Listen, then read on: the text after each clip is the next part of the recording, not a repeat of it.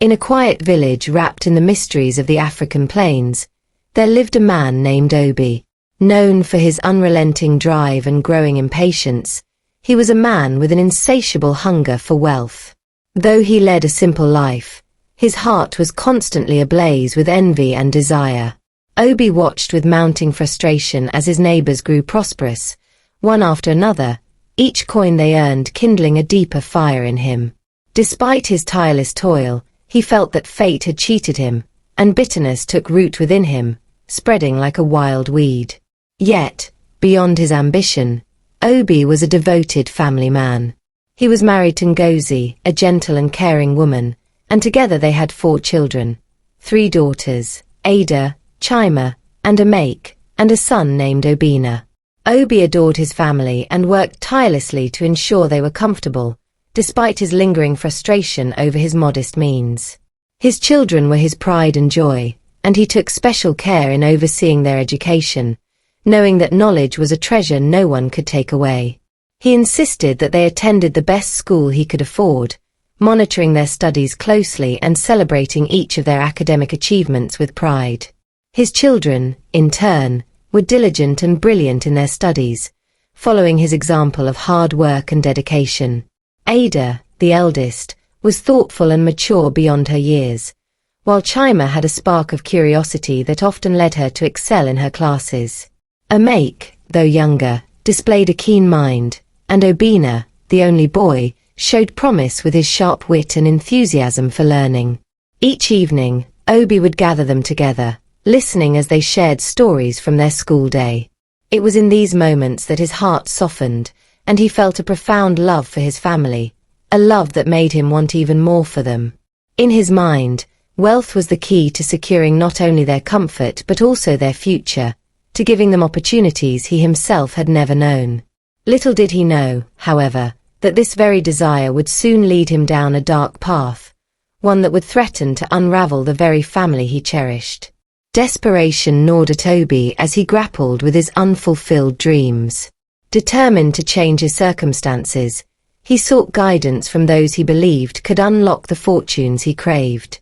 His first stop was a visit to a renowned cleric, a man revered for his wisdom and insight.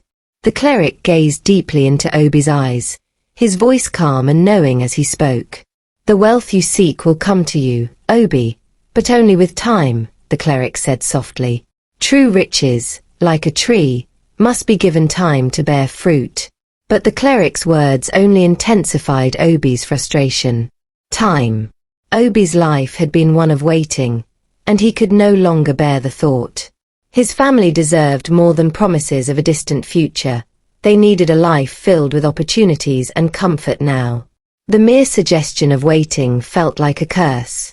Unwavering in his quest, Obi next sought out a pastor. The pastor prayed over him, gently resting his hands on Obi's shoulders and speaking with conviction about the virtues of faith and patience. "My son," he said, his voice brimming with certainty, "wealth is already on your path. Trust and be patient, for in time, it will find you." But even as the pastor's words echoed with reassurance, Obi felt only anger rising within him. Patience. It was the very thing he felt he could no longer afford. To him, the world moved far too slowly, and he couldn't wait another moment. The weight of his desires left him feeling suffocated, desperate for a quicker path to prosperity. So, driven by his growing discontent, he found himself standing before the door of a herbalist, a man known for making dreams come true, though often at a steep price. The herbalist's hut lay hidden within a dense forest, its walls cloaked in shadows and surrounded by the heavy, mysterious scents of ancient herbs. Inside, the herbalist sat with an air of quiet authority, his voice rough as the earth yet laced with a strange allure. "There is a way to gain the wealth you so desire," the herbalist said, his gaze intense and unwavering. "But it comes at a price that only those who are truly determined will pay." Obi leaned forward eagerly, his heart pounding with anticipation. The thoughts of his family's comfort, his children's futures, and his own dreams of wealth spurred him on. "Tell me, wise one." "I am ready," he replied, his voice thick with resolve, his mind already preparing to do whatever was necessary to fulfill his desires. The herbalist leaned closer, his voice a sinister whisper that seemed to echo in the shadows of his hut. To unlock the doors to wealth, you must give up something of great value, a sacrifice of your own blood, a ritual binding that will tie you to the spirits of fortune. This is not a gift the spirits grant freely, and you must follow the ritual precisely. Obi felt a shiver run down his spine, yet the weight of his desire smothered his apprehension. He leaned in, listening intently as the herbalist detailed the ritual. Slowly, the herbalist pressed a small, worn talisman into his palm. At midnight, this charm will cast your household into a deep, unbreakable sleep. None will stir, none will wake, none will resist. But heed my words, Obi. You must choose one of your own blood, someone bound to you by flesh and bone. If you stray from this law, the spirit's wrath will be swift and unforgiving. The warning barely registered in Obi's mind. His thoughts were already consumed with visions of prosperity, of a life where wealth poured into his hands without end. That night, he watched his family sleep in peaceful innocence, each one unaware of the darkness coiled within his heart. His gaze lingered on his wife and children, and for a moment, something inside him wavered.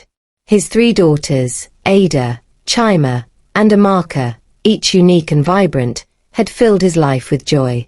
His son, Obina, was the hope of his lineage. But his greed had grown roots too deep to unearth, eclipsing his conscience, blinding him to the love that once bound him to them. With grim resolve, he chose his eldest daughter, Ada. She was young and bright, brimming with potential, but in his twisted mind, her life had become a mere stepping stone to his ambitions. At the stroke of midnight, he clutched the talisman, feeling its cold surface against his skin as he whispered the incantation the herbalist had taught him. A strange chill filled the room, and his wife and children sank into a heavy, unnatural slumber, leaving Obi alone with his forbidden intent. He silently entered the room where his lovely, young, and bright daughter was sleeping. Ada, who has slept off unknown to her that her father has entered the room. Obina urged her to carry out his intention, undress his daughter and lay upon her and carry out his forbidden intent. From that moment on, his daughter Ada seemed to change before his very eyes. Her once vibrant spirit seemed drained, her laughter hollow, and her once bright gaze dulled into a lifeless stare. She began muttering to herself, speaking to unseen presences as if trapped between 2 worlds. The villagers noticed her odd behavior and murmured of dark forces lurking in Obi's home. One fateful afternoon, Ada, lost in a daze, wandered into the street. She was struck by a speeding car, her life snuffed out in a brutal instant. The village mourned her, and Obi's wife was inconsolable, her heart shattered as she grieved her beloved daughter. But Obi kept his grief buried, masking it with thoughts of the fortune that did, indeed, soon begin to flow into his life. Yet, the true price of his greed was only beginning to unfold. For with every coin gained, a shadow seemed to loom closer, reminding Obi that the cost of his wealth had come at the loss of something far greater. The spirits had given him what he desired, but their price would haunt him, a dark reminder of the life he had traded away in his pursuit of fortune. This was only the beginning. Despite the tragic loss of his eldest daughter, his newfound wealth numbed his grief, his growing fortune serving as a balm over his conscience. Driven by insatiable greed, he returned to the herbalist, seeking guidance on how to continue. The herbalist, his eyes dark and unfeeling, nodded approvingly as he said, "The spirits have accepted your first sacrifice, but they are not yet appeased. They demand more." Greed and the lust for riches had fully consumed Obi, and with little hesitation, he turned his attention to his second daughter, Chima. She was filled with warmth and joy, but as Obi steeled himself for the ritual, he allowed his heart to harden, pushing away any lingering sense of love or remorse. At midnight, he repeated the incantation, clutching the talisman as his household fell into a deep, unnatural sleep once more. Under the guise of wealth, Obi made his second sacrifice, ignoring the toll it would take on his soul and family. Soon after, his second daughter began to show signs of the same eerie affliction that had befallen her sister. Chima's spirit seemed to wither, her laughter fading until it was nothing but a hollow echo of her former self. She spent her days staring blankly into the distance, her once bright eyes clouded with an otherworldly sadness.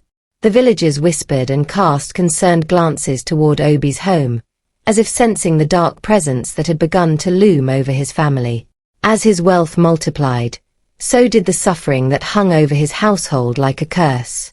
In time, Chima fell ill, her body growing frail as if her very life was being drained away.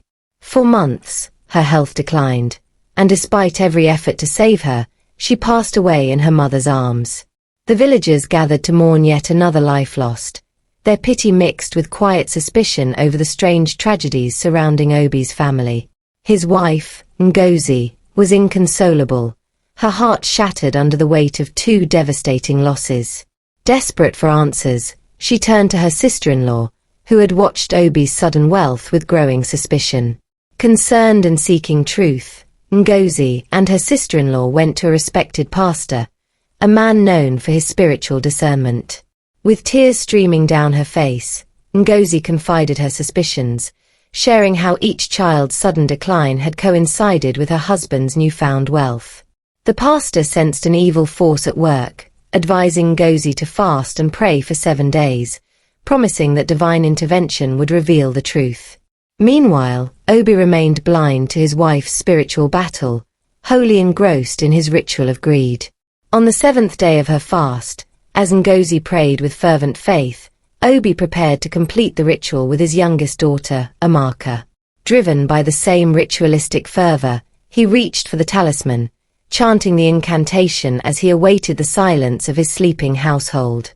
But this time, something strange happened. The charm did not work.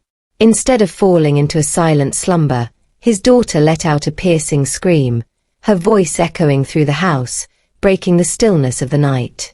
Ngozi, deep in her prayers, awoke at the sound, her spirit alert. She rushed to her daughter's room, and there, in the dim light, she saw Obi, a man transformed, a stranger, caught in the act of attempting the unspeakable. The horror of his betrayal struck her to her core, and for a moment, she stood frozen, unable to reconcile the man she had loved with the dark figure before her. Obi, realizing he'd been caught, muttered incoherently, the weight of his actions finally bearing down upon him. The next day, driven by dread, he returned to the herbalist, seeking a remedy or escape from the curse he had unleashed. The herbalist examined Obi's hand closely, his expression growing grim as he recoiled, eyes wide with fear and disgust. "You have eaten the forbidden," he cried, his voice quivering with anger and fear. "You have broken the sacred rule, Obi. The spirits do not forgive transgressions, and now their wrath will be upon you and all you hold dear." Obi, now terrified, protested, "I did nothing wrong. I followed your instructions. I sacrificed only my own blood." The herbalist's face grew pale, his voice a harsh whisper. "If your charm failed, it means that the girl is not of your blood. The spirits do not forgive such a transgression. Your fate is sealed." Staggering from the weight of the revelation, Obi returned home in a daze. Dread filled him as he confronted his wife, his voice strained with suspicion. "Ngozi, tell me the truth. Is Amaka my daughter?" Ngozi's face turned ashen as she trembled under his gaze. Finally, with a voice thick with guilt, she revealed the secret she had held close for years. "Amaka and Obina, they are not yours, Obi. They belong to your younger brother. We loved each other deeply during our university days, but our paths were divided by our families. Unable to let go of him completely, I married you but could not resist his pull. They are his children." Obi's world shattered. Betrayal coursed through his veins, consuming him in a dark fury. Enraged, he reached out, his hands closing around Ngozi's throat, driven by a blinding anger that left him deaf to her desperate pleas. As she took her last breath, Obi's rage only deepened, turning his grief into a vengeful obsession. He left his home, seeking out his younger brother. Confronting him, Obi's wrath had no bounds. Without a second thought, he struck him down, staining his hands with the blood of the man he had once called family. Now alone, with everything he once held dear destroyed, Obi returned to his empty home.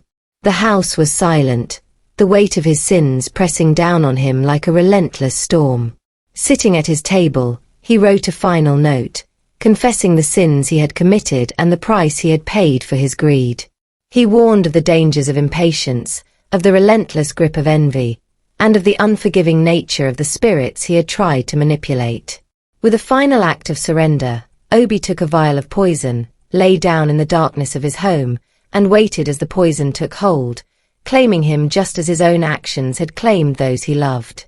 Days later, villagers found his lifeless body and the note that told of his terrible journey, a grim reminder of the cost of unchecked ambition.